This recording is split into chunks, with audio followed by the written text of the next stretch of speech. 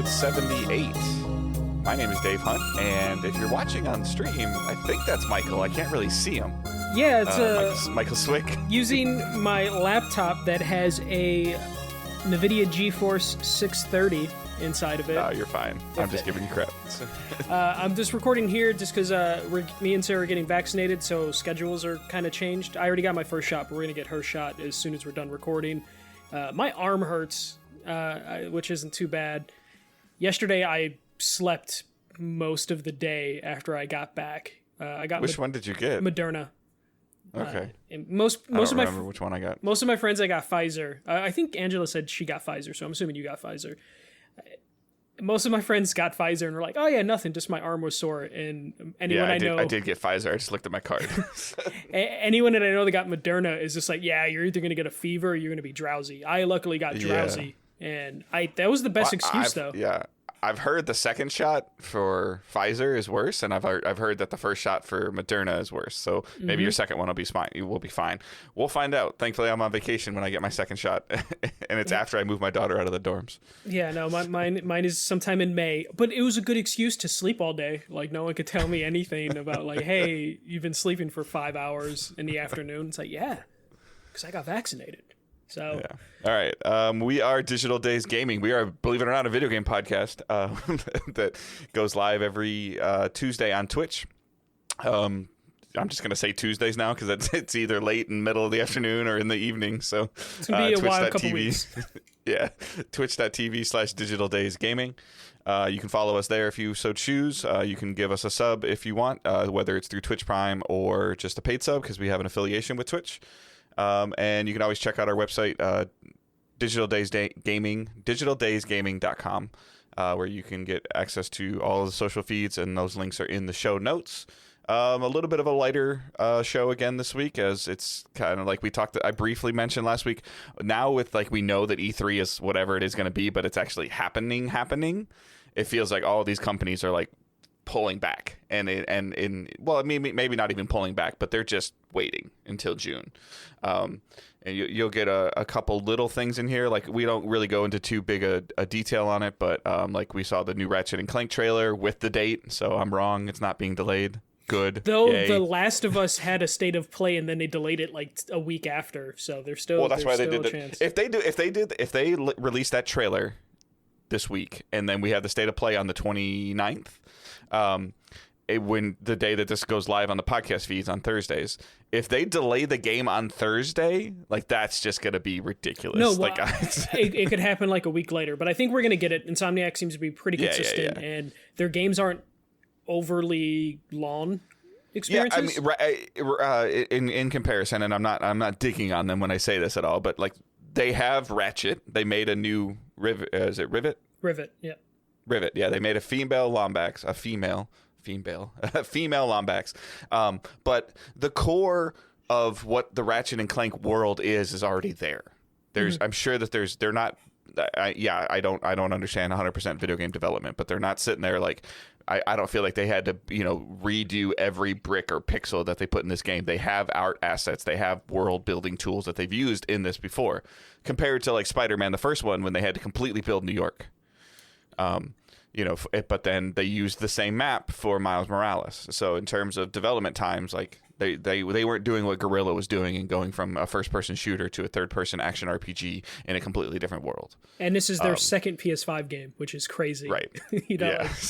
Given that we're like, barely 6 months or 8 months into the console. But at the same time, this one won't work on PS4. So this one was solely built around the PS5 architecture. But that trailer's out there. It's great. It looks cool. Again, I'm super happy that the date was at the end of the trailer. I was waiting to see if it was or wasn't there, like, and it kind of showed up like really late, and I was like, at the end, obviously. But so we'll see. The state of play is supposed to be like 15 minutes worth of time with the game. I hope that there's other stuff, not just this. I really hope that there's something else there. I would guess that maybe we see the PS Plus lineup. Well, they said it's Ratchet and 2 indie games are what they're going to show. Okay. So we'll see, but.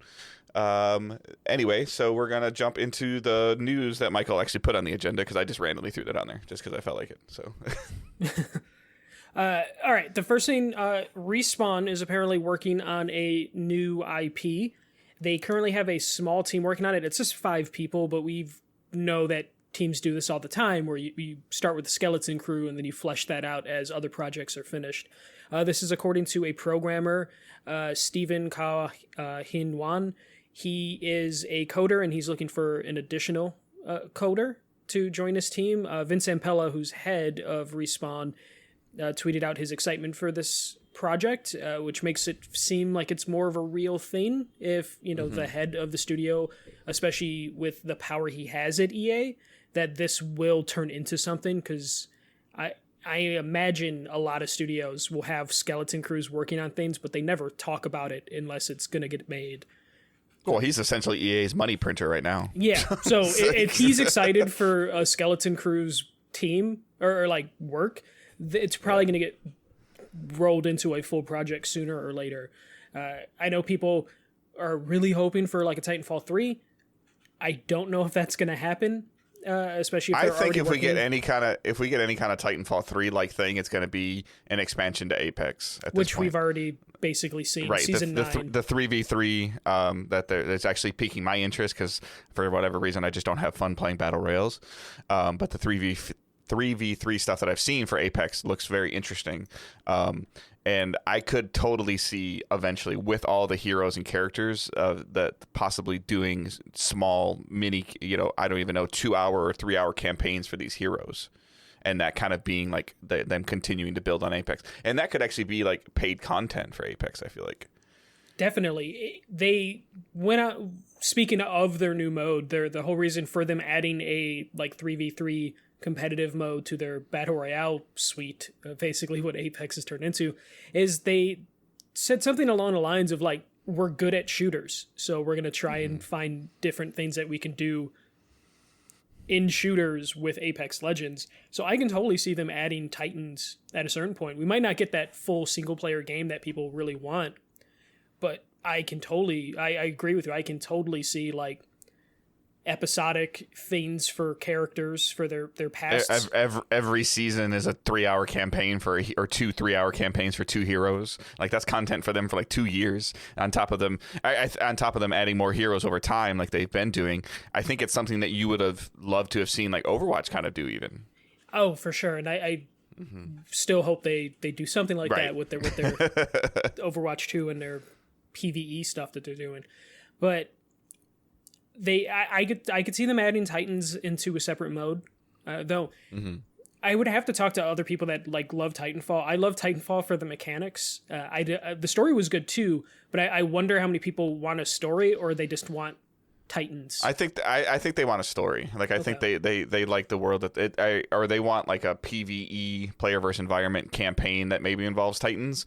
I feel like the little bit that I heard from Titanfall's multiplayer community, which is still somewhat going, but you can get a game still. It's love or hate. It's either you love the Titan aspect of it, or you're like, God damn it, there's Titans on here. I don't want to play this anymore. Like that, there's no in between. There, it's similar to what you see in all these other games. Like, oh, like Destiny's a great game until somebody pops a super in PvP, and it's like, okay, like so. There's tons of things going on with like Rainbow Six is, like Rainbow Six is great until your hit detection's off or somebody shoots you through a wall. I'm like, well, that's kind of what makes Rainbow Six Rainbow Six. That you basically described every multiplayer game where it's like people enjoy it, and then there's one aspect that people just like throw fits about. I just get one shot. Like okay, somebody had a powerful weapon that they earned by killing 9 other people, and they used their skill to get that weapon and kill you with it. Sorry, but like I feel like Apex has definitely shown that it has staying power, and while it is like the number 2 or 3 battle royale, with Fortnite still being number 1 and Warzone being number 2. I think it's found a place in an audience that I could totally see EA letting Respawn turn it into a platform like Fortnite has turned into in terms of all the crazy shit that you do outside of the Battle Royale game in Fortnite. I can see them trying to do that with Apex Legends. I don't think it'll hit the success as Fortnite, obviously. Right. But I don't think anything will again. No, nothing for a while. Yeah. It's just the trailer intrigued me where it showed like you're in a room and you get a certain amount of cash, and you buy certain things with your teammates. And I think it just kind of, it really interests me in a cooperative shooter standpoint. Like as you guys know, that I love the shooter standpoints for this from the Apex or from that type of game. This 3v3 Apex that they're showing intrigues me just because of the teamwork. Like getting two of my friends online and saying, I'm going to do this role, and I'm going to spec my character out this way, and I'm going to do this and spec my character this way. Like, that's super interesting to me in terms of how you fight other people. Now, if you just end up fighting against three people that are just better than you no matter what, that they just know how to click heads better than you do, then there's nothing you can do about it. Yeah, for sure. In other Respawn news, they won an Oscar 2 days ago for their short documentary that is included in the Medal of Honor game that's exclusive to Oculus. Not in development? No, it's out. It came out. Oh, yeah, that's right. Okay. It's on Oculus, and no one really talks about like Oculus stuff. Do you think that Fallen Order 2 is in development as well? Oh, I imagine that is why they have a small team working on a new IP, is because they're working. So they have their core Apex team, which I think they've already spawned off into like its own separate thing at EA, like handling the new seasonal content. So yeah, so they have an Apex team, a Fallen Order team, this small team doing this, and then whoever Vince Zampella needs for his DICE studio that he's running, probably working with Respawn. Even with Battlefield 5 coming out this holiday, like, is there another there's not another Star Wars movie slated for this year, right? No, they okay. I believe I still feel like this with the lack of what we're seeing from first party on both sides, if EA can get another Fallen Order game out this holiday, I don't think it's coming, but like that would be a huge win for them. I think the fastest we can see one is probably next year. Yeah, no, it's been 2 years, and this will almost be 3 years this holiday. So, but we don't even know what the what EA would have to do for the licensing stuff, since they opened Star Wars up to like everybody. But Fallen Order was profitable. But again, who knows how much Fallen Order, what kind of contract Fallen Order had with it. So, but yeah, it's super interesting just to kind of see Respawn like move. Like the concern when EA bought them was like, oh crap, EA bought them. Like what's gonna happen? And then just to kind of see them float and move their way and weave their way to the top of like being a marquee studio for EA, and then also like even on the heels of Apex and the heels of Jedi Fallen Order, just and Titanfall's long, like people's like that are experiencing Titanfall now, whether it's through EA Play or EA Access or Game Pass or whatever they're playing it through, and singing the praises of Titanfall. This studio is moving up to being a top tier studio and just in the gaming world. Oh, for sure, and they've probably moved to that tier that, ironically enough, that their former studio, Infinity Ward, was for Activision, where they got to like work above everyone else until they couldn't. Right. Where like Activision messed with all the other studios and let Infinity Ward do their own thing until they took all that power away. Or if you want to look at how Activision treats Blizzard until, recently, right. They let Blizzard do whatever they wanted because Blizzard just made successful games. And I think EA will probably run them like that until it doesn't work for EA anymore.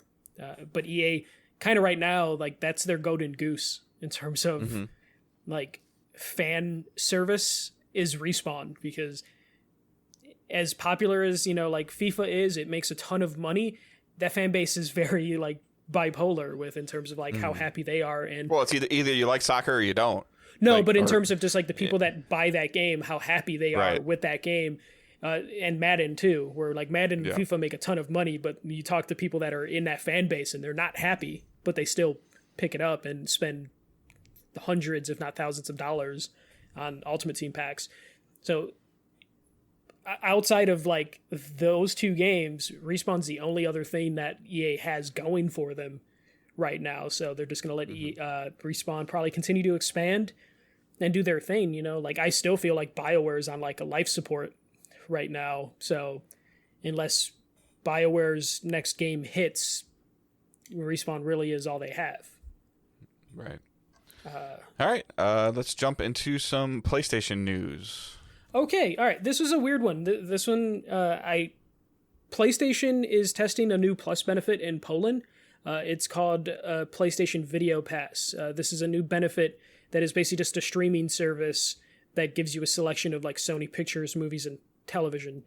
Currently, there's like 20 movies and shows in this rotation that will change every 3 months.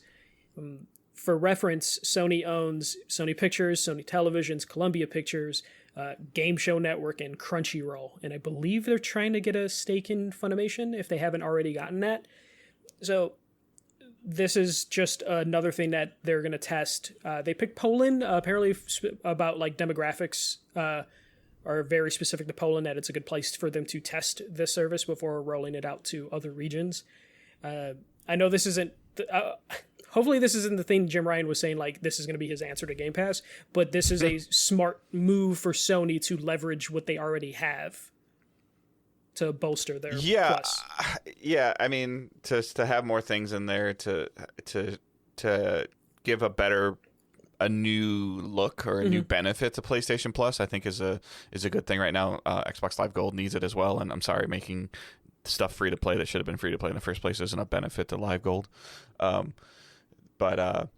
Yeah, like I don't care. I have enough streaming services. Oh, no, for sure. But like everyone wants PlayStation to have like a Game Pass equivalent, and that's just not feasible for PlayStation in terms of like their financial ability and leverage that they have.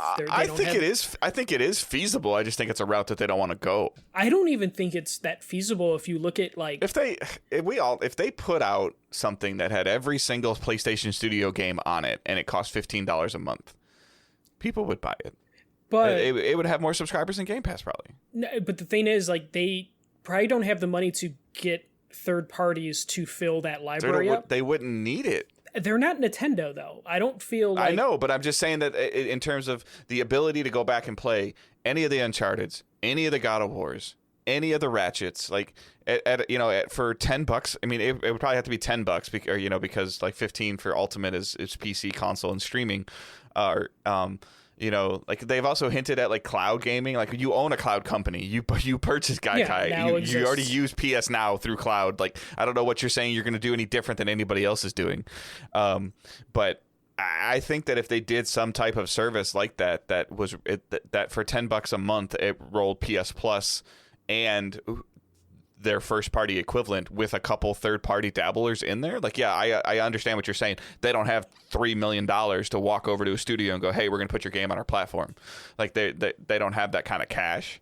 But they definitely have it from my perspective of being in the PS3, PS4 ecosystem for a long enough time, that if somebody bought a PS5, I would say just get this thing and you could be fine until Ratchet comes out. Or I just think that the way they're set up financially, they probably can't afford to have their games come out day and date on whatever streaming service they do. I don't think they could afford that. They would have to restructure how they make the games, and that would probably lead to them not giving studios all the time in the world to make a game. Mm-hmm. Like, you let Naughty Dog take as much time as possible to make The Last of Us Part 2 because you know it's going to sell a $7 or $60. But it would kind of shut up this whole backward compatibility thing too. Oh no, that's really what people are talking about is they want to play their old PlayStation games. Like, yeah, there's some great third-party games that people would love to play, but when you really start digging into the Xboxes, those were games that were synonymous with Xbox before Microsoft, with the 360 days and the Xbox days before Microsoft started making its own first-party stuff. Yeah, they have the back catalog. I just don't know if they could, they're in a spot now where Game Pass has put them in a corner where it's just like, you need to release your back catalog and you need your first party games to be day and date on your service for it to matter. If it's missing any of those features, you're going to get so much shit that what's the point? So I think that's why I would agree with you once Microsoft actually starts putting out first party stuff on Game Pass. Yeah, which we know they're going to have to eventually, and they can afford to do it. They can afford to lose. What was the thing where in a quarter they already had made back their Bethesda money, Microsoft proper? Like, correct. From like, just the number we heard this week of like 23 million subscribers on Game Pass. That's like on the heels of Outrider and MLB the Show, which I think that number is still going to go up with MLB the Show and Outriders, because that number might not. When that number came out, I don't know how accurate that would have been to the attachment of Outriders and MLB. And then whether it's November or early 2022, when Halo is on there and this is fully functioning on Apple products, it's going to go high. It's going to go into the mid 30s, 40s. Oh, for sure. It's gonna jump up big when those come out. And I think PlayStation's just in a spot that if they were gonna do a competitor, we probably wouldn't see it within the next year. They would have to change how they're developing games, which could be why they're signing all these third-party deals that we're going to talk about in a little bit, because that would be something that they can leverage. And I don't want to go down this hole again, because it was conversation on last week on Twitter with some people as well. Like, even at $1 a month with 23 million subscribers, that's a lot of revenue. yeah, especially based on how many people are actually using the service and who are just paying for it monthly. But yeah, so I think this is the amount. Like, if this has to stop. Of like, there's two different things going on, and Sony makes a shit ton of money selling their first party games, selling 4 million and 7 million copies of whatever, Miles Morales, whatever. Yeah, that's great. Microsoft is making a shit ton of money, month over month over month over month. And it's good for the business overall, in the industry overall. At most, they gave $2 million to MLB for MLB the Show. So if they gave them $2 million and they picked up 1 million subscribers just for that, which is a ridiculous number, if they picked up 400,000 subscribers just because they put MLB the Show on there, they made money off the deal. Yeah.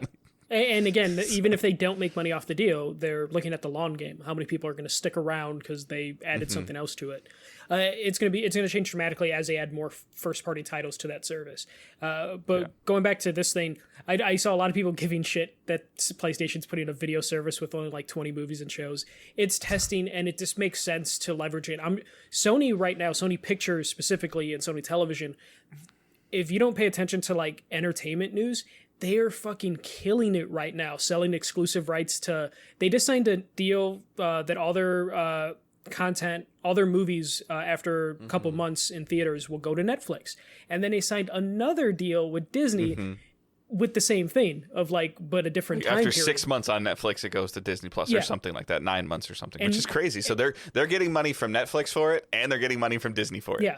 And I'm sure if they're serious about this PlayStation Video Pass, they're going to write in those contracts that we're going to undercut you with our PlayStation Plus deal, we're going to give you the exclusive rights, but also PlayStation Plus subscribers are going to have access to this app, and that's smart business. Anybody that's complaining about a streaming service releasing with only 6 or 7 platforms to stream on it, are you paying attention to all the other platforms that are out there right now? Well, yeah, Apple TV, Paramount, they just took CBS and something else and made it together and called it Paramount. NBC just took WWE and shoved it into their thing just to make their library look bigger because it looks small. And all those services are looking to Sony, and if you want Sony to make a big acquisition, the company needs to make money, and this is a way for them to make money. And you see all the deals that they're making for television pictures, and Crunchyroll is a big thing for them. So if they can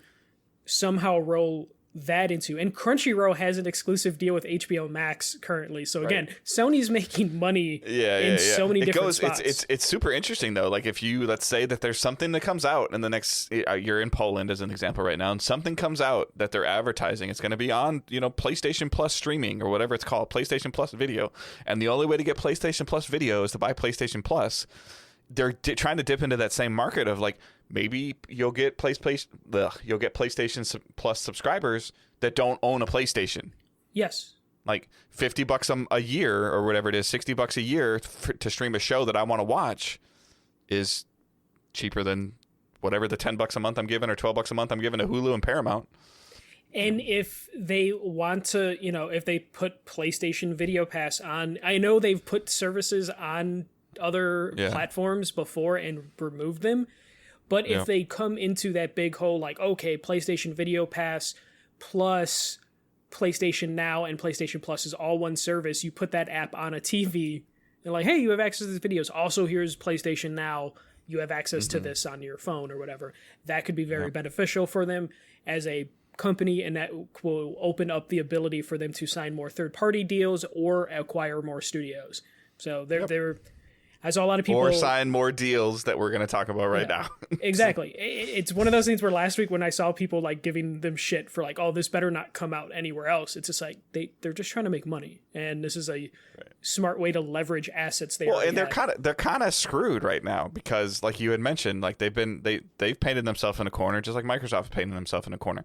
I would love to see Sony do something like Game Pass, but the internet and the public picture of it would just burn them down. Oh, the only reason you're doing it is because Microsoft's kicking your ass on subscription. And if it doesn't match feature, then it's just why are you bothering? They can't win. And now the same thing is happening of like where, you know, the perception is that Sony or Microsoft's bleeding money because they're just throwing money at the titles to put it on Game Pass. Why the Sony's over here sitting printing money on their AAA exclusives, but you know, people get mad at Microsoft for buying Bethesda, but then they applaud Sony for signing this deal.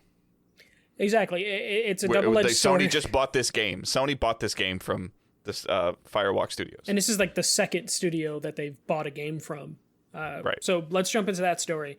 PlayStation inked a deal with a new studio for an exclusive. The studio is called Firewalk, and they are ex-Bungie developers and a couple other studios, but mostly Bungie developers, I believe, at their core. It was founded in 2018, and they announced that they're making a AAA multiplayer game. I'm assuming that means budget-wise. It seems kind of odd to just call your shit AAA. Like, I was going to talk about that, like brand new studio, AAA title. Like, okay, like it's like we don't know what that means, but because they signed a deal with Sony, then is it AAA because it's over $250 million to make it, or I don't even know how much it's costing to make it. But like, where's the bar that goes from like 2.5 A's to 3 A's? Yeah, or is it so good that it immediately is a AAA game because of quality and polish? Like it's a very weird term to use, or not weird, just it's like a blanket to use of to say, hey, it's AAA. Could mean anything. But I guess the counter right away, really quick, before you get into super details while we're talking about this, is Housemarque with Returnal, is that AAA? The way they're pitching the quality in terms of features, because I believe it's 60 frames with ray tracing, it is definitely feels like a AAA quality game. Okay. In terms of I agree. The previews and stuff that I've seen for it already, the people that I know and that I'm friends with that are playing it and you know, conversating with them publicly and privately, I love what we're seeing publicly about the game, and it looks like it's going to be something that's really, really, really good, hopefully. But it's just kind of that thing is like, you know, it's the same thing. Like, what Kojima did with Death Stranding? Is that AAA because Sony made it AAA, or is it AAA because Kojima made it AAA? And the answer is a combination of the two. Right. Now it's all about the final product. If Housemarque was self-publishing, it probably wouldn't be considered AAA. No, because you would imagine Sony would have put extra resources on it. Like, Returnal probably went through the Sony system of got it passed through from other studios. Right. Like Sony's known to do. Like, it seems like most Sony games go through a couple passes. It's not a criticism. It's just more of like I'm using this as like Housemarque is not owned by Sony directly. Housemarque has been making games for Sony for years because Sony has paid for them to do so, to where they've become like what your term, a AAA auxiliary studio, a double to AAA aux studio. Yeah. This Firewalk Studio with the groups of the experience and the dynamic of people that they have in the studio that they're building is super, super interesting. Will this game be AAA? Who the hell knows? Yeah, and we don't even, all we know is it's a multiplayer game. You could assume it's going to be a shooter because it's Bungie. It's going to be a shooter. No, but like, it's going to be a first-person shooter. Yeah, no, but is it going to be first person? Is it going to be third person? Is it going to be... It's going to be first person. The guy that's the head of the studio, and the guy that's the head of the sandbox team is going to be first person. But is it going to be like a looter? Maybe, who knows? Right. Because I put the quote, which I think is a great way for him to like introduce this game. Tony Hsu. I'll just read out the full quote because it's actually kind of interesting, because I would imagine there's hints on what type of game this could be in all the references that he made. Let me read this out. There's a moment that happens almost every day in our multiplayer playtests where someone jolts out of their seat, laughs, and says to no one in particular, "Did you just see that happen?" These amazing and unpredictable moments in gaming are the sparks that occur when playing with others, future memories ready to be replayed and retold. We started Firewalk Studios in 2018 with the kind of spark at the heart of our games. It's why I used to stay up till 2 a.m. playing Phantasy Star Online, night after night, with the same group from Server 9. Or how the neighbors who showed up at my New York apartment to complain about the noise ended up jamming with us in Rock Band. For others on our team, it was spending nights with their crew searching and finding the perfect last armor in Diablo 2, making the online qualifiers in competitive Halo tournaments, or studying for a math final to play Left 4 Dead 2 in a Left 4 Dead 2 LAN party. Mm-hmm. So there's a bunch of different games that are kind of mentioned that are like for inspiration. We have an MMO with Phantasy Star. Of course, we have just, Rock Band, which is just like a red herring, basically. That's just throwaway, just like a group experience. So that tells me there's a lot of co-op experiences you can pull from this. Talk about Halo. So it's Halo, and then the Bungie pedigree from Destiny means it's going to probably be a first-person shooter. But there's a lot of things you can maybe pick in there and examine. I am happy, though. They do say they're already doing playtests, which makes me think the game is sooner rather than later, as opposed to the Jade Raymond announcement, which I forgot that studio's name, where it's like, hey, we're hiring, basically. Right. No, like these people, like what I'm confused about the most is that, like, a lot of the people that I followed on Twitter for a little while that left Bungie, that I was actually concerned about leaving Bungie, Claude Jerome, Jeff Hamrick, a lot of these guys that were John Wazinski, that were head of like the Sandbox team, which is kind of like the level that when Bungie or Destiny was at kind of its heyday with the gun in your hand and the way that the game felt, were at some of its best. These guys have been gone for a couple years now, 2 or 3 years, and it's like the initial studio that they started, it was called Probably Monsters, and I thought that that's where this was coming from, but now that's like that. It sounds like Probably Monsters is the corporation, and then like Firewalk Studio is the studio. I thought that maybe they were the publisher, but now they signed this deal with Sony, which means they need the publisher. So, or Sony's just funding for exclusivity. Okay, yeah, that's a good point. So it's interesting. This is the first time I'd heard Firewalk Studio. Almost, if you look at these guys' Twitter profiles, it's always been Probably Monsters. And there is again, from my standpoint, there is some very interesting people that have done some really cool things in games that I enjoy working on this game. So it's definitely super, super interesting to me. I hope that we at least in the next couple of months at least find out what this game is called and maybe what kind of game it is. I think because we're talking about 2.5 or 3 years of development time now. They should be able to show something. I think that's why they made this announcement, which I dislike, and like the way PlayStation's been announcing these third-party deals with just like a blog post. I'm imagining they're close enough that they're worried something's going to leak, that they're just getting out ahead of it and being like, yep, we signed a deal with PlayStation, multiplayer game coming, because they're probably in the process of like getting a trailer put together. Usually trailers are made by a third party. That I think this is the COVID world we're living in too, where the blog post has to come first, because if they would try to keep it tight, enough people know who like Josh Hamrick is that he could probably in 2017 world, he could walk on Sony's stage at a press conference, or he could all of a sudden just appear on a state of play, and people be like, oh shit. Like they, like if similar to, whenever the Street Fighter guy that just actually left Capcom, but when he shows up on stage, people are like, what the, or when Kojima walks on stage, like those are moments that they used to be able to control, and those moments lose it with digital events. Exactly. And they don't have anything that they can quite do that right now. So they have to do these posts, and because of the current development world, stuff leaks a lot easier because assets are flying over the internet. And at least for me now, like when I see the trailer, like if they do a state of play in June, or they do a Sony Future of Gaming event like they did last year, and at the beginning of this they have somebody talking about it, and at the beginning of the trailer they show this studio logo for Firewalk Studios. At least now I know like if I'm like kind of like laying down on the couch watching this, like, oh, this is one I want to pay attention to. I recognize this logo. Exactly. They're putting it out in front of people. Yeah. And in the grand scheme of things, this put it in perspective for me mentally of this, like, how we talk about, we have a question later about like who we would want Sony to acquire. And as we talked about in the last story, Sony doesn't have necessarily all this money in the world like a Microsoft that they can just acquire studios left and right. So they're being very smart and selective with the partnerships they are doing for exclusivity, because one, it gets them games potentially faster, because when you take over a studio, that's a whole fucking process. I mean, I can imagine Microsoft's like HR team. I know there's probably 1,000 of them, but like having to onboard 2,000 employees that they got from Bethesda, that could be difficult, you know? And Sony can't afford to like purchase all these other studios and publishers that we want them to. But what they can afford are exclusive deals and just getting rights to IP. Here's X amount of dollars. We'll cover your payroll expenses and we'll publish your game. Yep, and you could put it out on PC. Yeah, and that's fine, especially for a studio. We talk about the pedigree of the studio.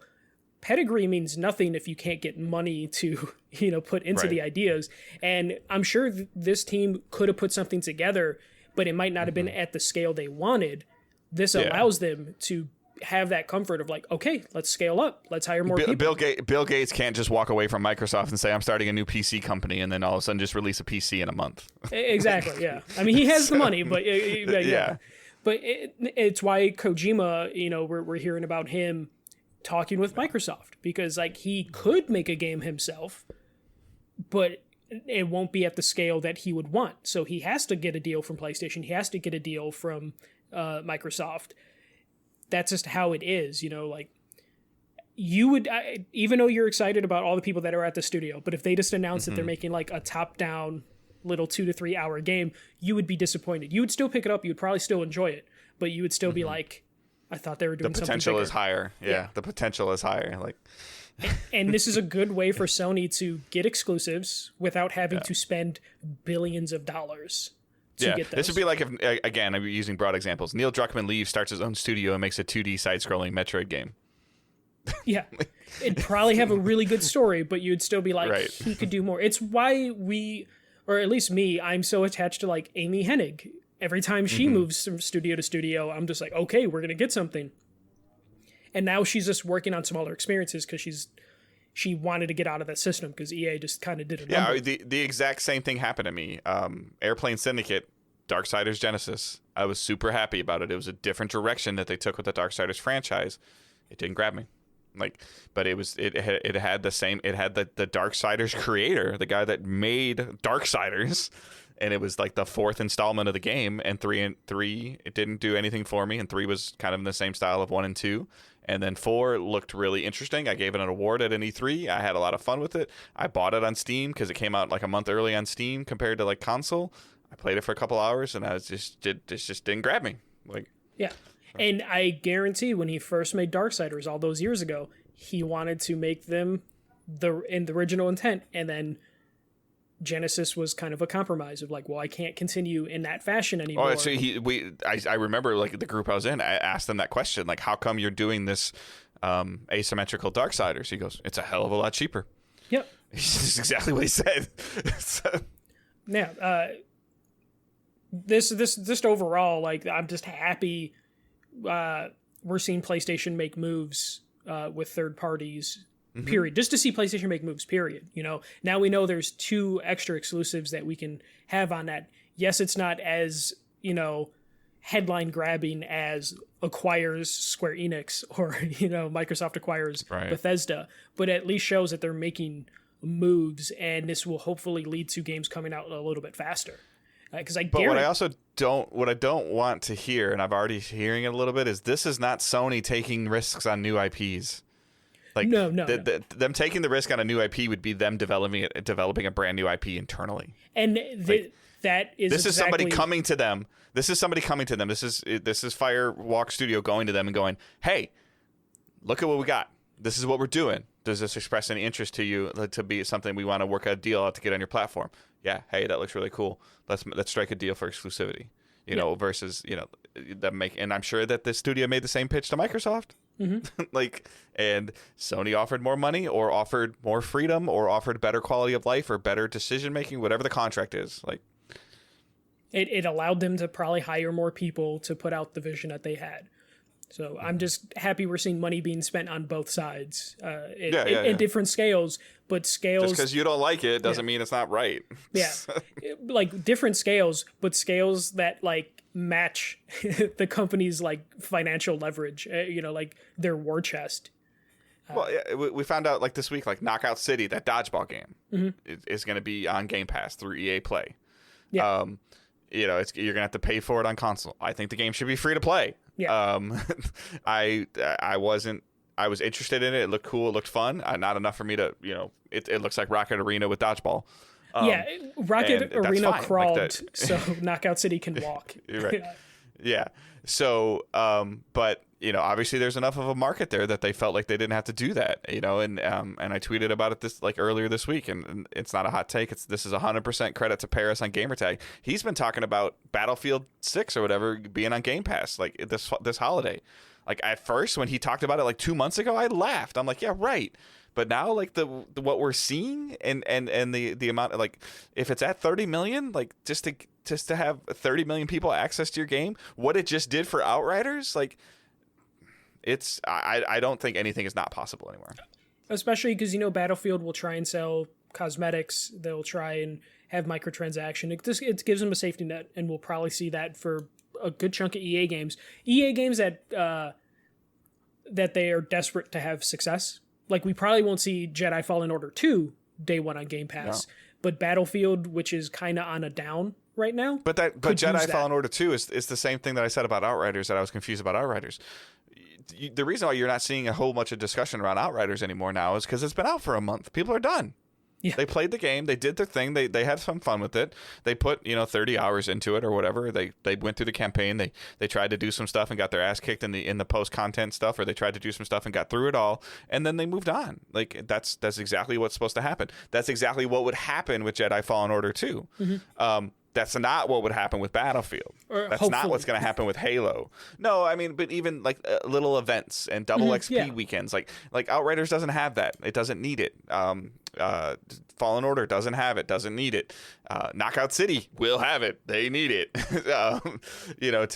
MLB the Show like wants you to continue to play and continue to build your character, and to maybe say that, if I just spend like $4 on some more stubs, I can get my guy to 92 overall, or I can play for 2 more weeks and he might be a 91 overall. Like those are all things that, whether we like them or don't like them, those are all business decisions that are being made, and however much it costs, realistically, if Xbox goes to EA and said, here's $5 million, put Battlefield 6 on our platform for 9 months, EA would be foolish to say no. At this point, yeah, especially if their roadmap has a bunch of stuff financially beneficial to them. And especially if cross-platform play is a thing. Mm-hmm. It's the same thing that helped Outriders. Hey, I'm playing Battlefield on Game Pass. Oh, I don't have Game Pass. I got my PlayStation. It's cool. I'm having a lot of fun with it. I know it's like $60 or $70, but I've been playing it for 2 weeks straight every night with the buddies. You should play, and we can play together. Oh, okay. Yeah, and they buy it. Well, that's why I think the Steam numbers were so well for that game. That game was like number 1 on Steam, and it was trending for a while. I think it's still in the top 10. If we look it up, because more word of mouth is happening, or people are like, "Hey, it's fun," and then they're also again with Outriders, it's not a game as a service. Just play it and you're done. What?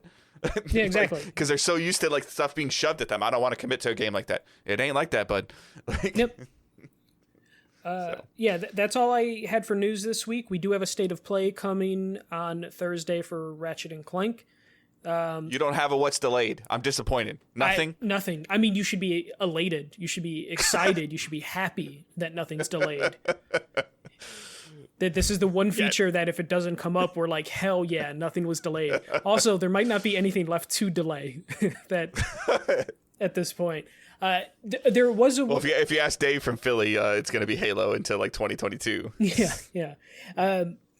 Nintendo's adding online play to Mario Party, which just came out of nowhere. That was kind of fascinating just to see. Does it work? We'll find out. But they added it as a free update, which is interesting that they would just do that out of nowhere a year after the game came out. As a free update too. I'm sure you got to have the Nintendo Online thing. Yeah, definitely. Then another Sony exclusive game coming out was re-revealed last night, super late. I forgot the name of it, but it's one of the deals they signed. This is what you posted in Discord. I missed. I saw it this morning. Yeah. That looked really good. That's from one of the independent studios that they signed a deal with in China. So there's like... and then a game that you and I have been talking about offline, like for me, like it's been all over my Facebook stuff, and this is why I get on my case about marketing, but like Biomutant. Yeah, Biomutant's coming out too, so there's going to be a lot of stuff to play. Yeah, but like I forgot that in like 2016 or 2018, Sony signed a couple Chinese studios to make exclusives for them, so we might not get a lot of first party output, even though there's stuff on the board, but there's going to be a lot of third party deals for PlayStation in the next like 2 years coming to them, and it's going to be successful. Though I am seeing people, the PS5 is so successful that it almost hurts itself because like you can't find the console, that I've seen a lot more people just buying Xboxes because they can't find a PlayStation. I'm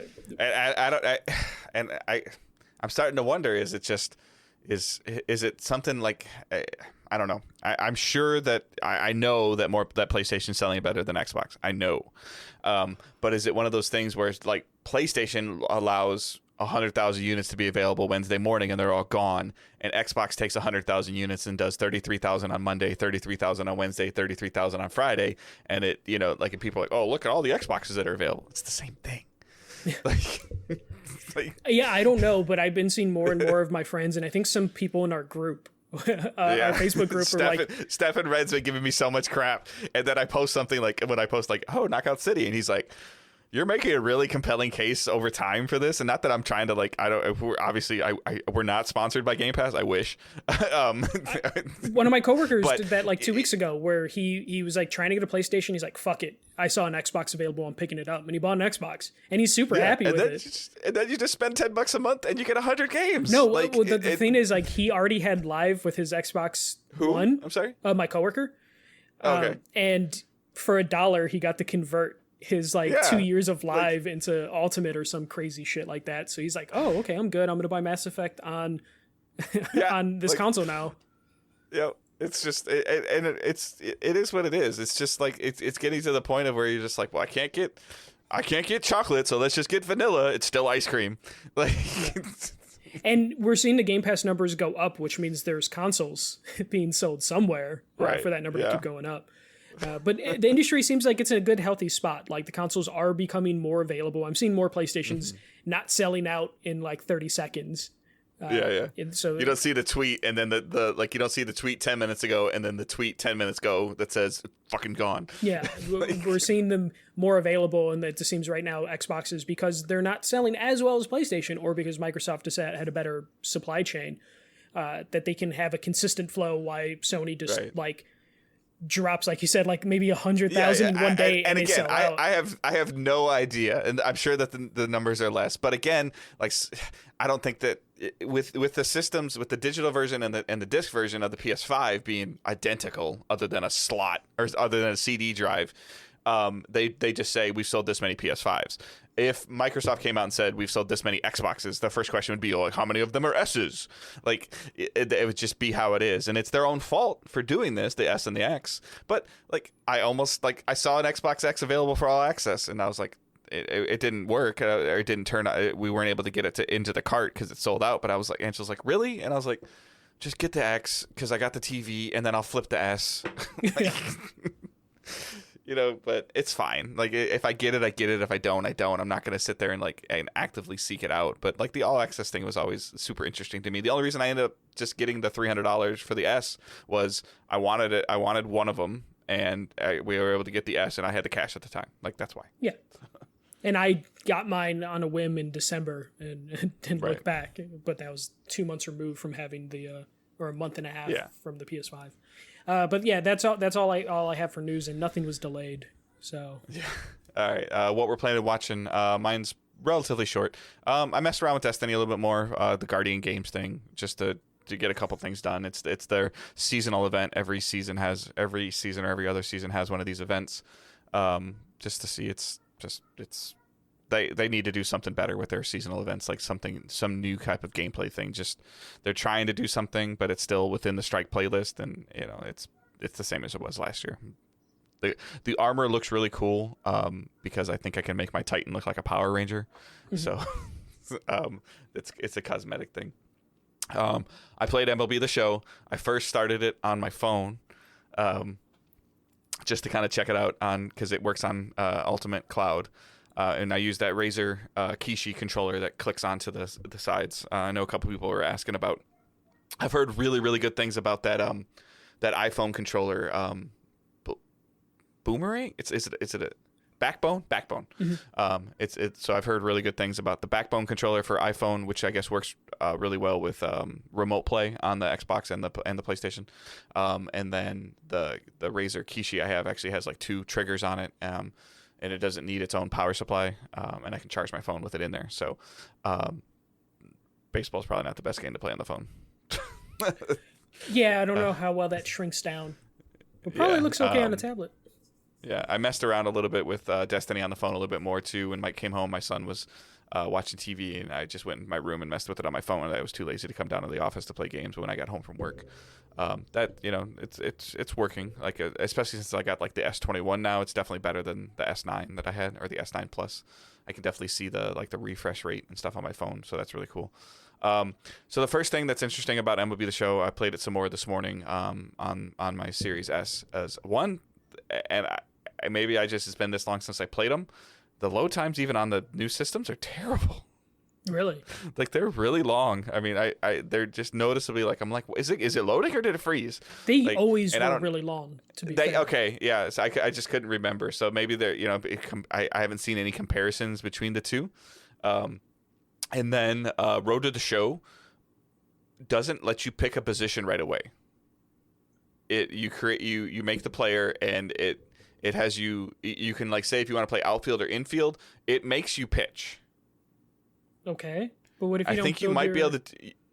You don't get to build anything right away. Like it's very interesting. Like from what I remember before is that you would kind of make your player. You'd make Michael Swick, and you'd make him however tall he is, and whatever swing you wanted, and you check all the and then you kind of go into this like draft camp where you play like 2 or 3 games and you try to do well at your position and do well hitting, and that determines like where you get drafted. And then you used to be able to make the decision of, okay, I'll go to the Cincinnati Reds and go into their minor league system, or I'll go back to college. And if you go back to college, you get to play like 2 more games in that draft camp again post college. And then you move up 2 rounds in the draft, and you can like, all right, cool. And then you get picked by a different team. This one, it had that NBA 2K create a player dynamic to it, where it showed like somebody like sitting on a couch thinking about stuff, and like his agent like talking to him, and it had like MLB Network like people talking. You knew they were talking about you, but they were taking real footage, and they were talking about like, oh, this is a reach in the draft, and then all of a sudden like the phone shows up on the desk, and it just for me this morning it said Dodgers. So all of a sudden I'm on the Dodgers AA team. Like this is within the first 10 minutes of creating my player. I'm on a Dodgers AA team. I'm having a conversation with the coach that's talking about, oh, we hear you're a 2-way player. I think there's a dialogue choice in there where you can sit there and say, I really don't want to pitch, or are you serious that you really want me to try to play, pitching and fielding? I didn't take those choices because I didn't want to like become like this like dick diva player. Like I don't want to be like that. Yeah. Also, just like the idea, like I don't know if that's how that would actually work in real life, where they just like draft someone and are like, what do you want to play? Yeah. So that's a little weird. And then like you could go back and change the appearance, but like at the very beginning, like you were just called Joe Random. Like that was your name. So it just felt very different than what it had been before. And I don't know if they chose to do that because they were thinking that there's going to be more people on this platform, on the game than before, and they were trying to make it easier. I don't know. I don't like it. So And part of it is like I didn't do any pitching practice, and I haven't played MLB the Show in at least a year. And last year's I didn't play that much, so since I really sunk some time into it, it's probably been 2 or 2.5 years. And I'm sucking at the pitching timing. It's the curve bar thing where the power meter goes up, and you got to get it on its way back down. And when he's pitching out of the stretch, it goes faster. And when he's pitching a curveball, it goes slower. And I'm like, this is irritating. Sounds like you haven't played in a long time then. Not pitching. Okay. Yeah, like. I can the hitting and the fielding, like it all feels the same. But like the pitching part, like 2 different players. I always do like a pitcher and then like first baseman because I hate being in the outfield. I hate pitching in real life, so Makes sense. So I just don't even. Yeah, that's pretty much been all that I've been playing. I wanted to check out the third part of Immortals DLC came out, and I didn't get a chance to check it out. I will try to do that this week. I just got off of a 6-day stretch at work, 6 straight days, and then I'm off today, and then I've got a couple more days at work, and then I'm on vacation. So maybe I'll just try to do some more streaming. Angela and I do want to play some more It Takes Two. I think we're pretty close to the end of that, so we do want to kind of get through that because I also still want to play it with somebody else. Yeah.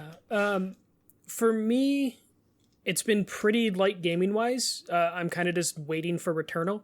I don't want to get too deep into another game. So it's just been me messing around on the Switch. For some reason, I picked up Hades physically.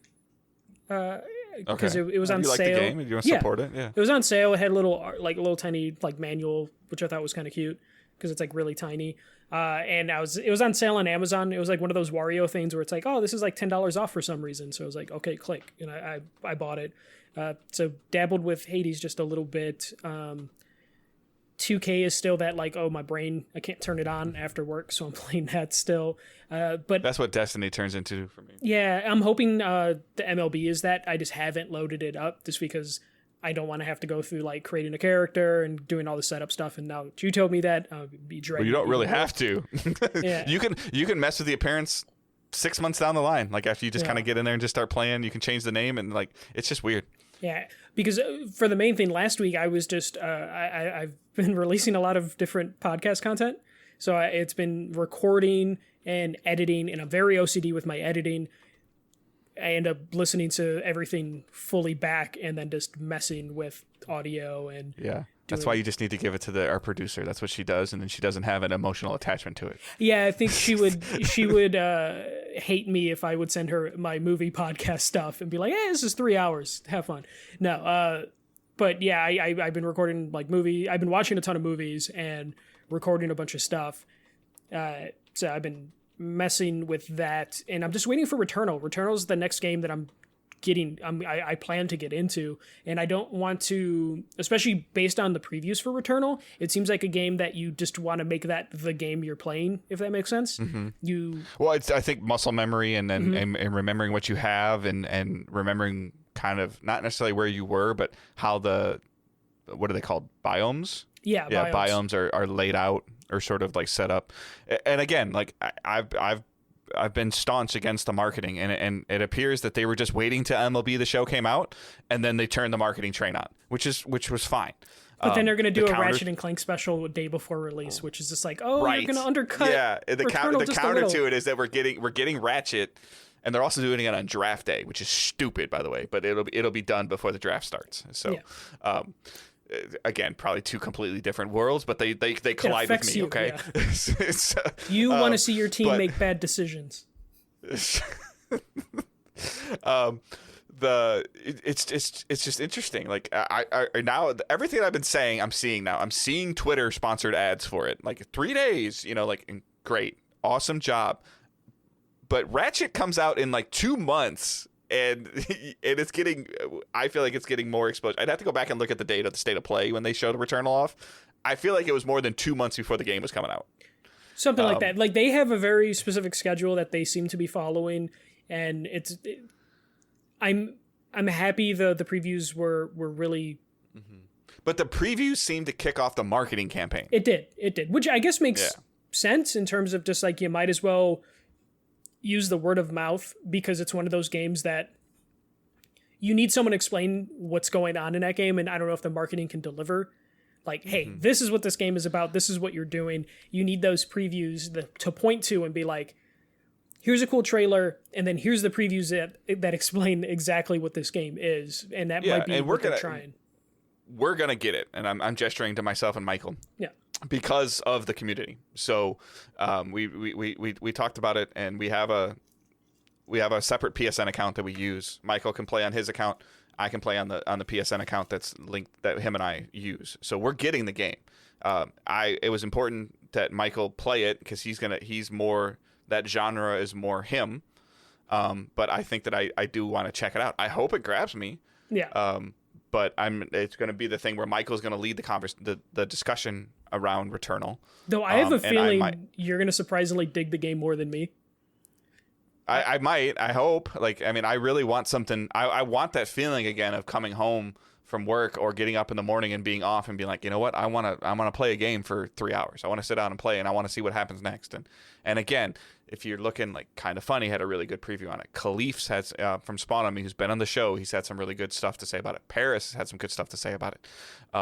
These are people that I consider friends that I've had meals with and drank beers with and hung out with and been at events. These are people that I considered friends and I trust, and they're telling me, they're telling you publicly that the game is good and it's hitting the strides.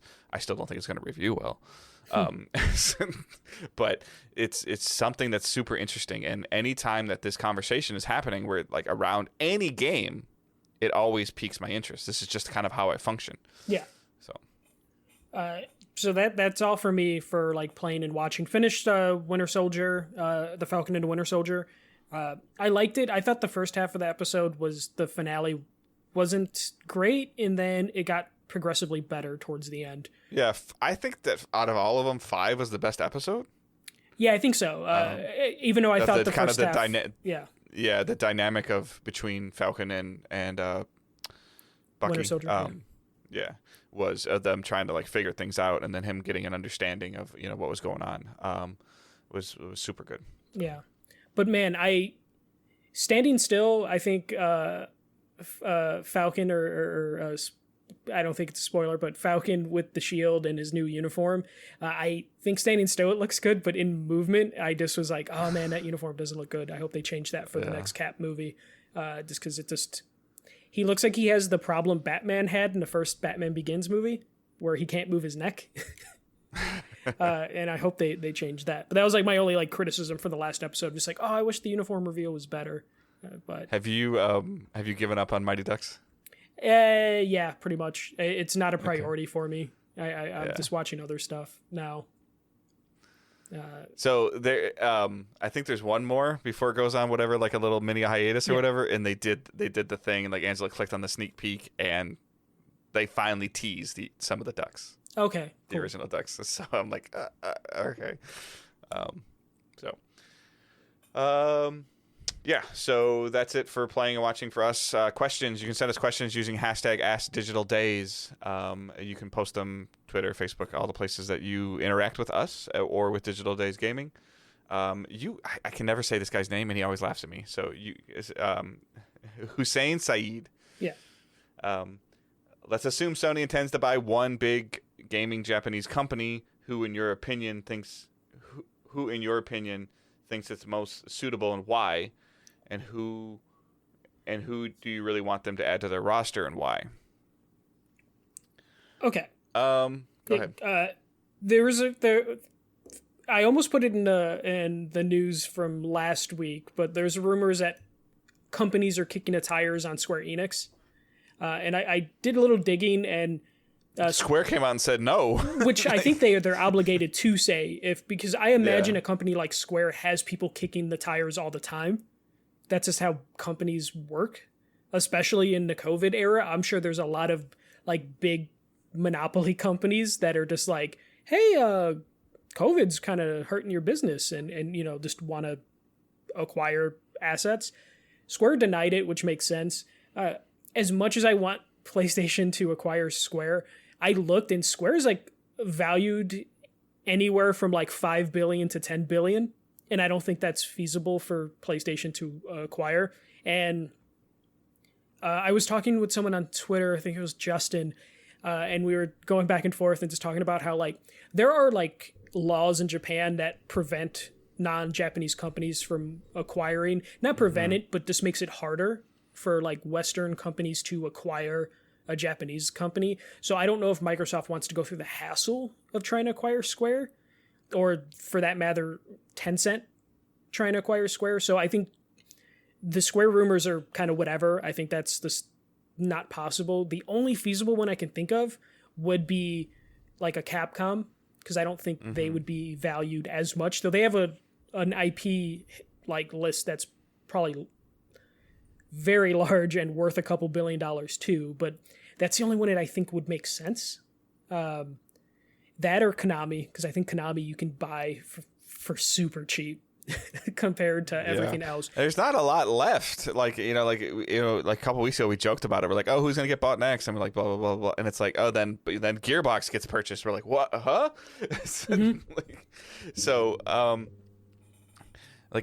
I don't know. And I don't really have enough investment in any of those franchises to care. Like, yeah, it's like Square. You get like the Tomb Raiders and Final Fantasy, Kingdom Hearts. Yeah, there's a lot of stuff that comes from there, but at the same time, like, how much of those IPs worth, let alone how much of the studios worth that make the games? Like Crystal Dynamics has got to be worth a good chunk of money just by itself. Yeah, and the majority of that would go to that Final Fantasy IP, I would imagine. Yeah, so like I think that we're kind of at a settling point where there probably won't be any other major studio acquisitions unless the only other one that I could see, like, if you're going to sit there and say that Square is going to get purchased, then the Ubisoft could be on the table too. I think logically the next one would be the one that was for sale for a little bit 2 years ago, and that's Warner Brothers. Yeah. Because AT&T is a really bad company in terms of making decisions, so they originally were like, hey, we're trying to see what we can get for this. Their asking price was too high. And then they're like, okay, we're not going to sell it. I guess if you were able to split the gaming division, like, there's so much red tape there. I feel like if you're able to peel the gaming division away from it, like from Warner Brothers, that's fine. Like, and let's say that Sony buys it as an example. Like, what does that mean for like Batman? Like, if all of a sudden is Sony going to be an exclusive carrier for the Batman franchise? But like movie wise, it's just like, ugh. It's difficult. It's just a matter of how much you believe in that talent, and in reality, no offense to the other studios, there's only like 2 studios in that Warner Brothers thing that you would really want, and that's the Batman devs are Rocksteady, and NetherRealm, the Mortal Kombat devs. Yep. And then Rocksteady 2.0, which is Montreal. Warner Brothers whatever Montreal. It's called, Warner Brothers Montreal. Yeah. That would be the only other one I can think would be for sale, and Ubisoft has been trying to fight off like that takeover from Vivendi so they're just not going to let themselves get bought. I don't think that they spent all this time, like, and they've got obviously they've got the cash and the clout to get a Star Wars franchise or to get a Star Wars game. Like, whether you love them or hate them, every time they release a Far Cry game, it's in the top 7 selling games of the year. So it's like, I don't really think they're sitting there. Like, I was genuinely surprised when I saw how low the Doom sales numbers were. Like I thought that just at its core, Doom sold better. And I started looking again, like, because I was wondering like what Insomniac's next thing was going to be. These people that keep clamoring for Resistance, if you're going to get anything for Resistance, you're going to get some kind of remastered version of it. There's no way we get a new Resistance. That stuff did not sell well enough. No, not at all. And that was remember, Resistance is why Insomniac broke away from Sony to begin with. They were very upset with how like Resistance I could totally see handled. them taking the 3 games or in the whatever that Vita game was and trying to make them look better and run better. And just to put that out as kind of like maybe some fanfare stuff. But if you're talking about if you're led to believe that the things are true, that Sony's focusing on blockbusters, if Insomniac is going to Sony, having a conversation with Sony corporate going into the next IP, Sony's going to want a Spider-Man game that sold 8 million copies versus a Resistance franchise as a whole that didn't even sell 2 million copies. Yeah, Resistance Remastered would only work if the number to produce it was so low that they would be like, let's just do it. Give that to give that to that studio that you took Uncharted away from. No, yeah, or you took Last of Us away from. So. Exactly, like that would be something you'd give them, and but then that studio would be like, this game's too old. Right. In the order of operation for Insomniac, I feel like Spider-Man and Ratchet and Clank are 1 and 1A, and then Resistance is like 4. And then you probably and number 3 would be a new IP you promised them. Right. Like what happened? In order of importance, like I'm sure Insomniac wants to do the new IP. I'm sure Sony wants them to do Spider-Man. They'd probably settle for maybe a second Ratchet of like a sequel to Rift Apart, and then they'd be like, hey, what about that new game you said we can make when you bought us? and Sony probably wouldn't be like, what if that new game is Resistance? Because like I think they're just done with it. Just like I don't know if we're gonna get a new Killzone ever. It's like they tried that, they didn't sell. They sold okay, but they didn't sell what Sony would expect now a game to sell. It did respectable for the PS3 era when they were in second place, but now that they're in first place, a Killzone or Resistance just doesn't work. And as much as I want a Warhawk, it just wouldn't sell unless you turn it into like a battle royale. But I think you already missed that boat. I feel like the name is just too old now. No, yeah, and they probably could have. I feel the same way for Resistance. Yeah. Like it's a cool concept though that they could probably get away. The Resistance concept probably works better than a Warhawk concept now. Yeah. And Warhawk, they had the opportunity to do it when battle royale games were the new hotness. You probably could have squeezed in a Warhawk and done well, but now we're kind of past. We talked about like Apex is settling for that number 3 spot in right. Battle like, royales. let's release a battle royale, and then somebody at the board is like, are we okay just being 7th for the rest of our lives? Yeah, and I don't think that's what Sony wants now. They're like, do we want to have the 4th best or 5th best, battle royale? Right. And the answer is no. So they're not going to try. And as much as that sucks as a gamer, that's just how business works. Yeah. I'd rather have them take the stuff that they learned from Resistance and make it into a new thing, or like take everything they learned from Resistance and Fuse, because they made Fuse. Yes. And put it into learn and put it into a new, shooter. Well, like like a first person shooter. That's what they did with Sunset Overdrive. They put what they learned into Sunset Overdrive into Spider-Man, like the traversing in that game. And Sunset Overdrive's not bad. No. It just was a launch or kind of near launch Xbox One game on a failed platform. Yeah, exactly. Or on a struggling launch platform. Yeah. So, all right. So Stefan Wren, speaking of, which gaming studio do you think that has produced the worst games? Oh man, this is a mean question. I struggled with this one because all the studios that produced the worst games, I looked them up and they were dead. I didn't see this question, so I didn't study for it at all. Like Silicon Knights is the first one that popped up, and they haven't made a game since like 2013 or 2012, and they made 2 Human and X-Men Destiny back to back, and those games are bad. And then they just disappeared off the face of the earth. So that's my pick. Usually when a game is like bad, like I'm just like, I'm not gonna play it. Yeah, and I don't have any controversial I guess currently I hate to say it because Michael's probably gonna like curse at me, but it's back to back with Mass Effect Andromeda and Anthem. It's BioWare. Oh yeah. I just have hope with Mass Effect Legendary Edition and the new Dragon. Right up in front, like you got CD Projekt Red releasing Witcher 3 and Cyberpunk. Like Witcher 3 was phenomenal, and Cyberpunk is not.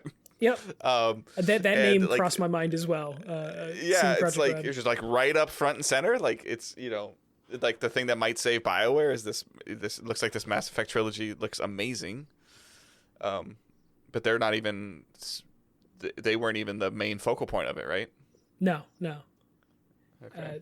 One of their sides. I couldn't think of anything controversial for this, like I'm not going to like go after Fortnite because I think Fortnite is a respectable game and that's really popular. So I don't have anything controversial. I could try pissing Dave off and be like, Destiny, but only the multiplayer. No, I mean, but there's so many things out there, and if a game's bad, it's bad. It just disappears. Like that's just how it works. There's so many. Oh, I got Amazon Studios. There you go. Oh yeah, here we go. Yeah, perfect. Amazon Studios. Yeah, I think their MMO is finally coming out this summer, but they canceled their Lord of the Rings game. Yeah. Like 2 weeks ago.